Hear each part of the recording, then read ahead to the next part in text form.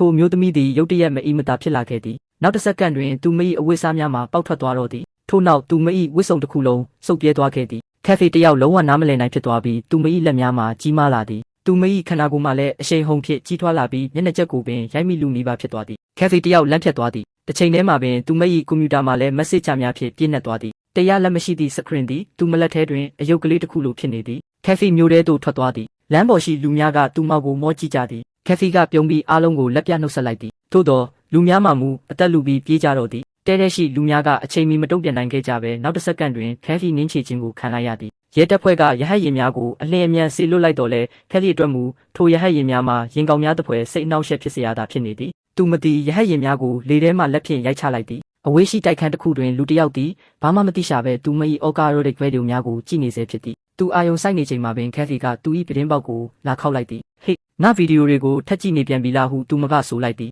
ထို့နောက်သူမသိအဝတ်စားများကိုချွတ်လိုက်ပြီးသူ့ကိုကဘာပေါ်တွင်အကြီးဆုံးသောမြင်ကွင်းကိုလက်ဆောင်ပေးလိုက်သည်ကက်ဖေသည်လမ်းတစ်လျှောက်တွင်လည်းလျှက်စစ်မီကျိုးများကိုဆွဲဖြုတ်ကာသူမ၏ပန်းတိုင်ဖြစ်သည့်ဟောလိဝုဒ်သို့တန်တန်မတ်မတ်ရှောင်းလန်းသွားတော့သည်